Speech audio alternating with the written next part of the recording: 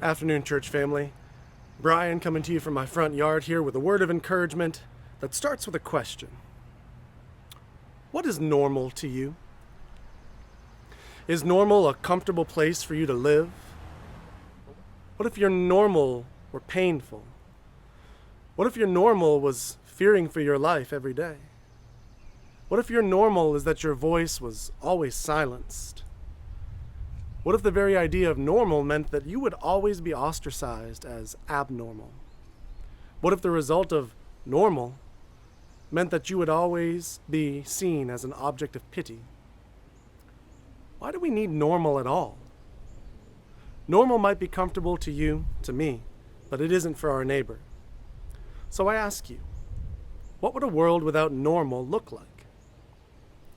Perhaps we run in different social circles, but I'm grateful that most of the people in my life recognize that going back to normal probably isn't a great idea. It really isn't possible anyway.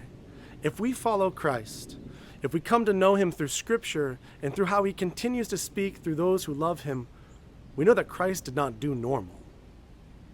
The incarnation of a holy God into a vessel that was fully human completely uprooted every conception of normal that humanity could possibly imagine.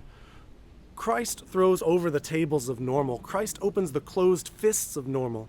Christ unwrites the ultimate normal of death itself. So my encouragement for you today is this.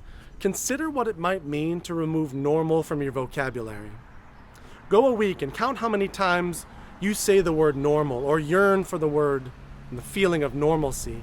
And each time, ask what the flip side of that normal is for your unseen neighbor. This is something I really struggle with.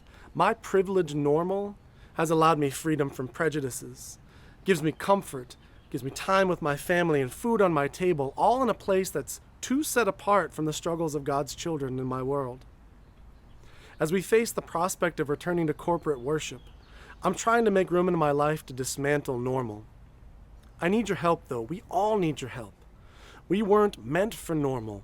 We were meant to shine the light of Christ in a real way to people who are suffering real pain because of the way we have defined our normal.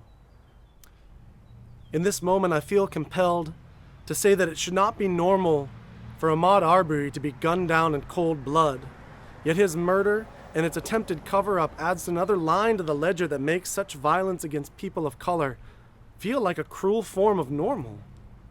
We Christians, all of God's children, are called to better than that. If normal is a state that coaxes us into comfortable silence, then we had better toss normal out the window. And here's our chance.